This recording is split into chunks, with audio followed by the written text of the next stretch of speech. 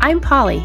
I'm a mom, a wife, a pelvic floor physical therapist, and founder of No Kegels University. I have helped thousands of women stop leaking, enjoy intimacy, and feel proud of their bodies, even after having kids. After years of listening to women wonder why no one talks about leaking, how they should properly recover after having a baby, and that pleasurable intimacy is possible, I started to get real frustrated because I believe that no mom or woman should struggle when there are answers. It became my mission to shed light on the lack of postpartum care and the lack of discussion on issues that relate to women and their health, even if they can be uncomfortable sometimes. It also became my mission to change the conversation on women's health, the pelvic floor, and more. Here we go. Episode 7. Let me teach you my method to strengthen your pelvic floor. I want to start this episode out with yet another story. So years and years and years ago, I had a major hip surgery.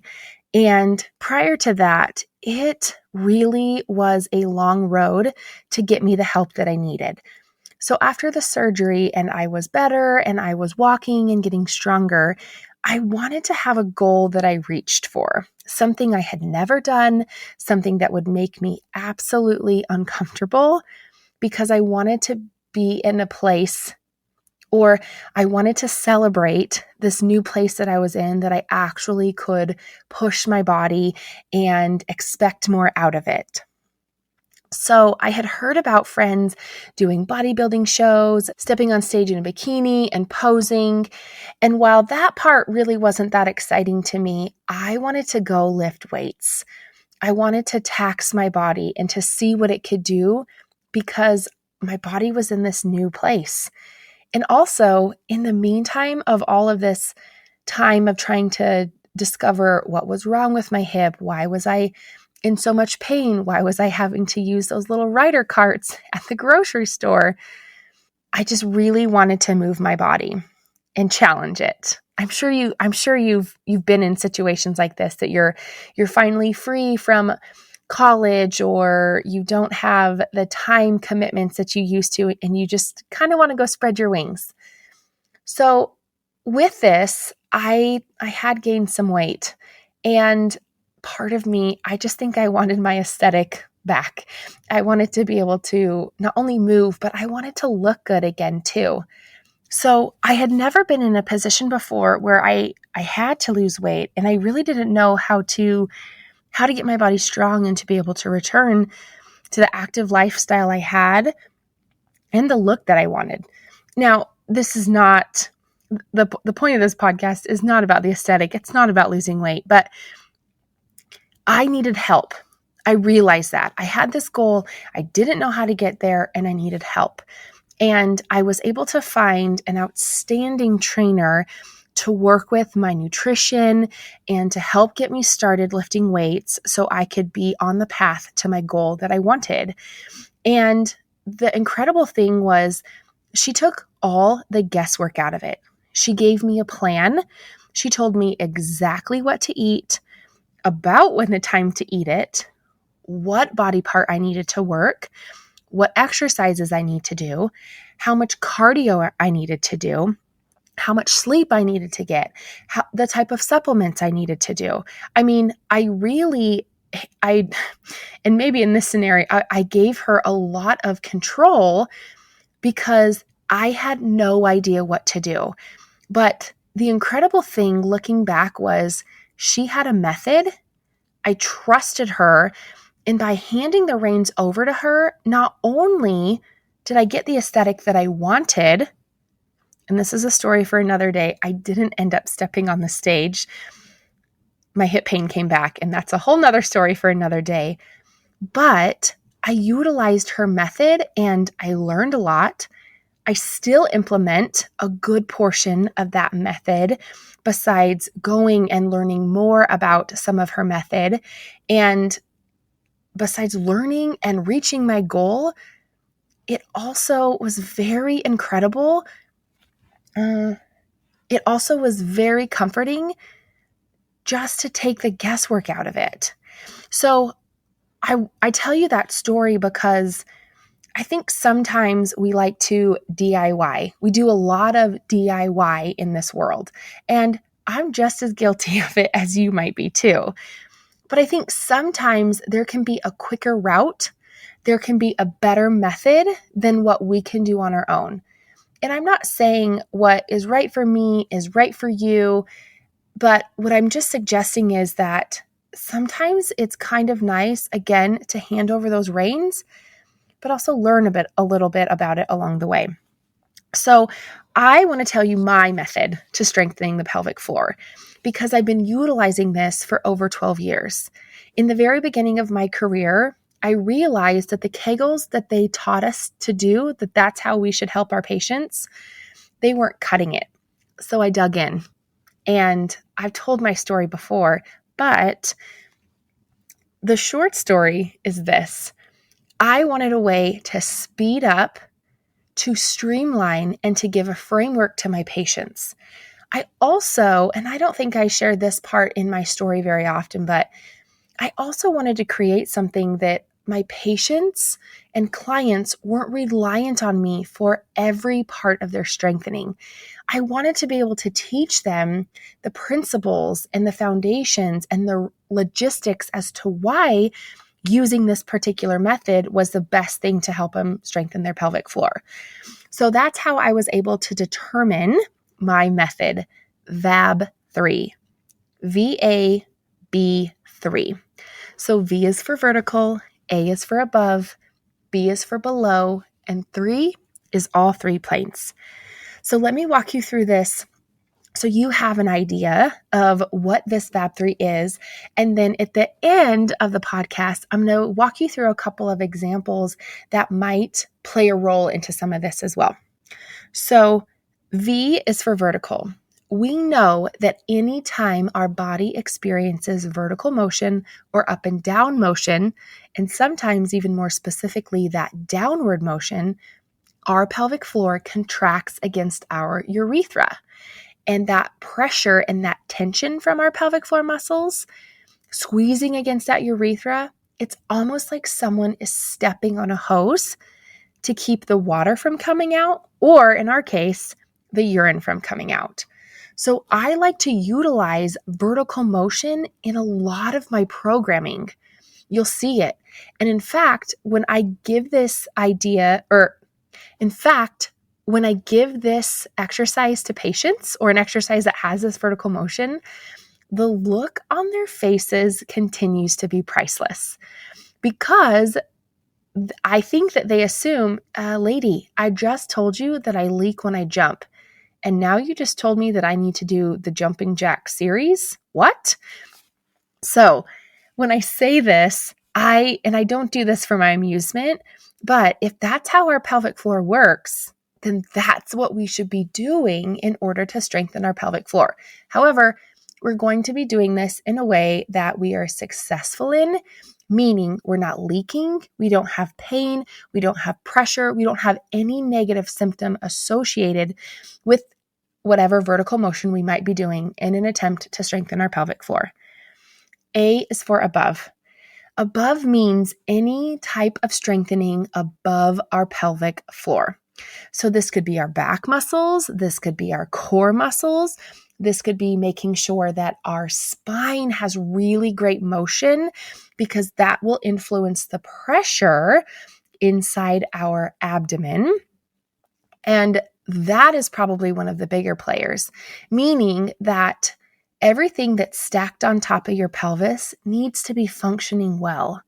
Your core should be strong. Your back muscles should be strong.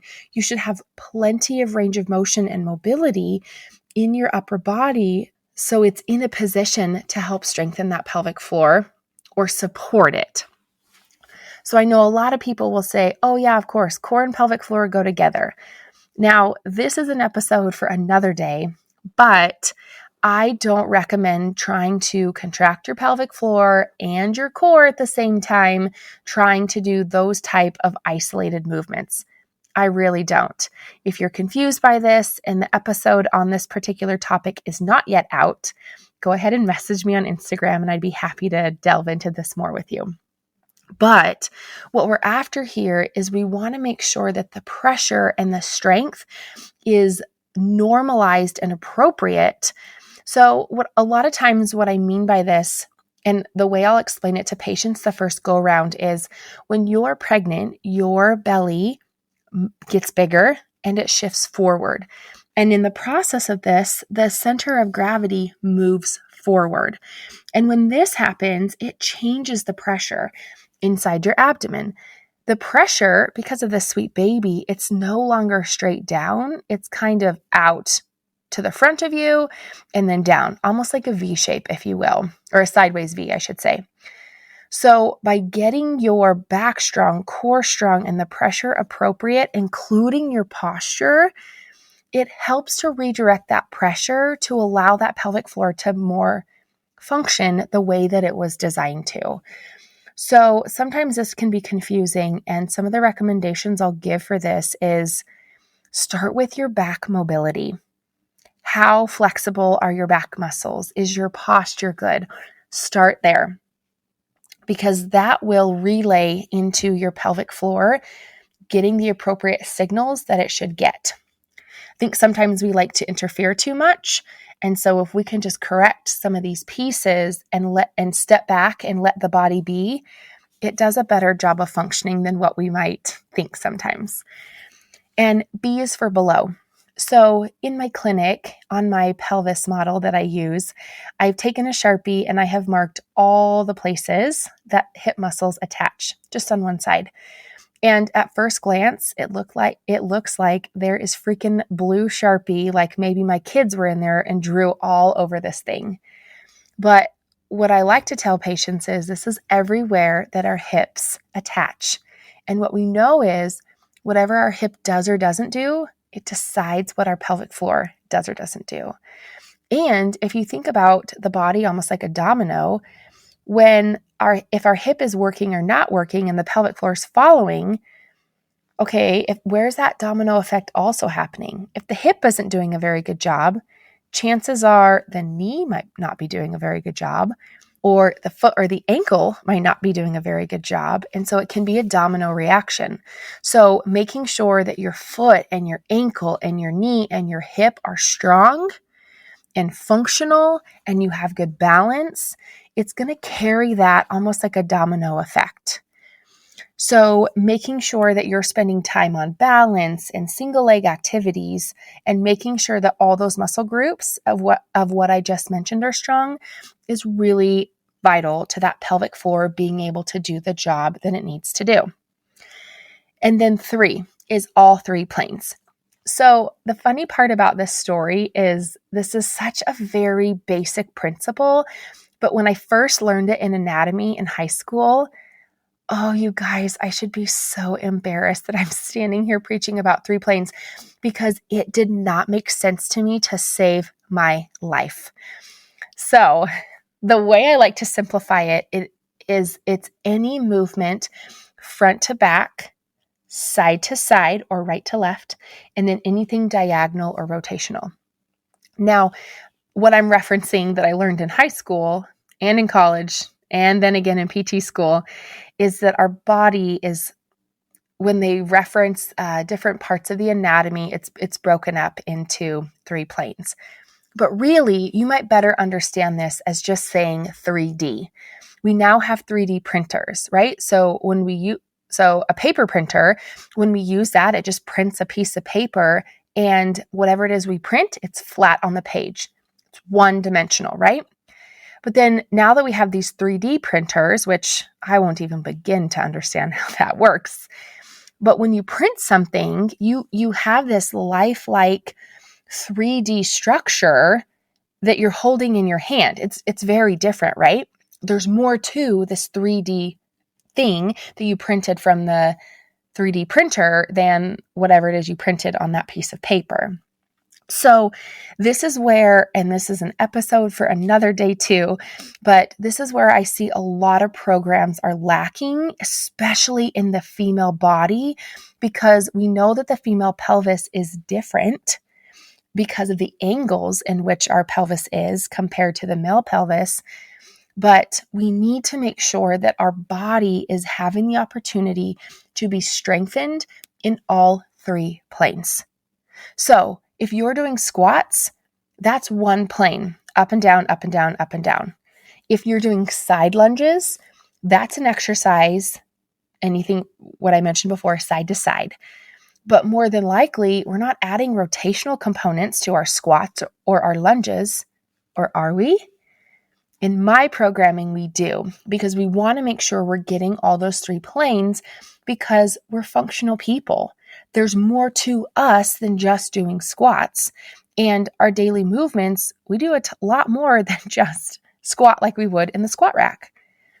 And another interesting piece about our pelvic floor is it is the only group of muscles in our body that has fibers, the muscle fibers, that run in all three planes. So you can see why incorporating motions and exercises and strengthening in all three planes is helpful for that pelvic floor to become strong. So let's review. VAB3, vertical, above, below, in all three planes. So a lot of times the next question once I explain this is, well, am I doing it right? What I would say is you more than likely are strengthening your pelvic floor if you're utilizing at least 2 from VAB3 in said workout. So someone might come to me and say, okay, well, I run, that's vertical, and I'm doing below. Does that count? Possibly, but if that's all you're doing and you're not adding all three planes for the week, then you might not be getting the most benefit for that pelvic floor. You with me? So yoga is another example I'll get asked because they'll say, well, I'm not doing anything vertical.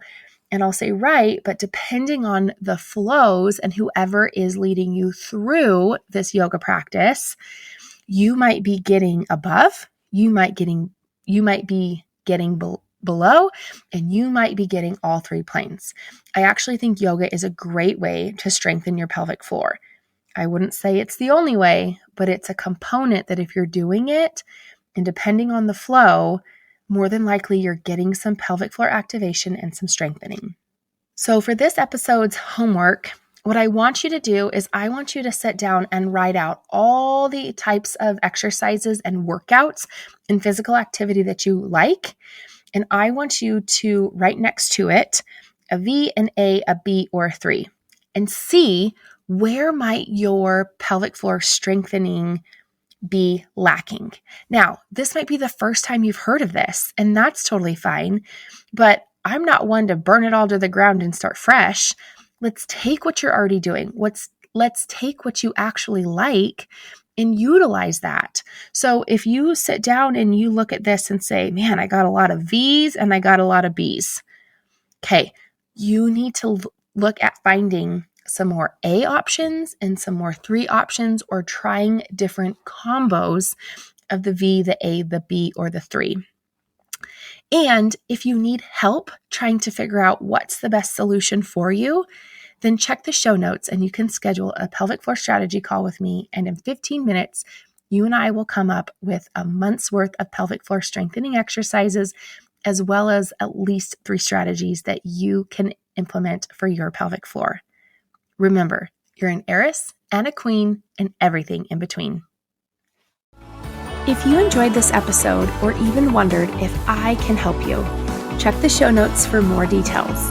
And to see what else I'm up to, follow me on the socials at Beyond the V by Pauli. Because I'm changing the conversation on women's health, the pelvic floor, and more, I still need your help. Please subscribe, leave a review, and share with a friend or two. See you next week.